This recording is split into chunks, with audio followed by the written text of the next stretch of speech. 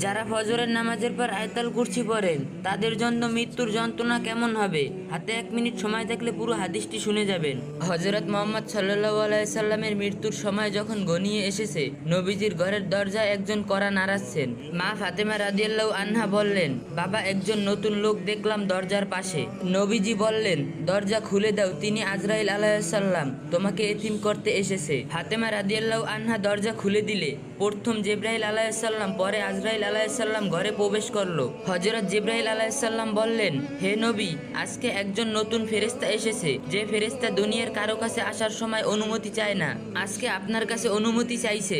আপনি যেতে চাইলে সে আপনাকে নিয়ে যাবে, আর না যেতে চাইলে আপনাকে রেখে যাবে।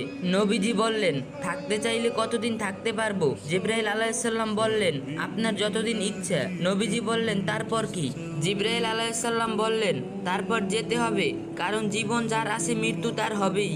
নবীজি বললেন, যেতে যখন হবে তাহলে এখনই আমি আমার আল্লাহর সাথে দেখা করতে চাই। হযরত আজরাইল আলাইহিস সালাম প্রথম নবীজির বুকের উপর হাত রাখলেন। নবীজি বললেন, আমার মনে হচ্ছে বুকের উপর উহুদ পাহাড় রেখেছে। নবীজি বললেন, কি রাখলেন আমার বুকের উপর? আজরাইল আলাইহিস সালাম বললেন, নবীজি, আমি জানি আপনি আল্লাহর সবচেয়ে সম্মানিত মেহমান, তাই আস্তে করে আমার হাতটা রাখলাম।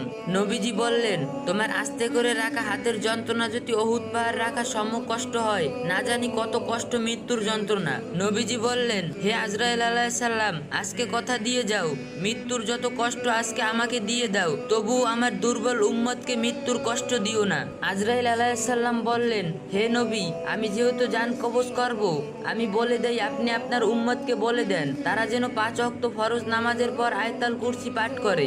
আমি কথা দিলাম তারা মরণের কষ্ট তখন টেরও পাবে না। সুবহানাল্লাহ। আল্লাহ তাআলা আমাদের সবাইকে 5 ওয়াক্ত নামাজ পড়ার তৌফিক দান করুন। আর যে যত পারেন একটু বেশি বেশি করে কপি লিঙ্ক করে দিয়েন।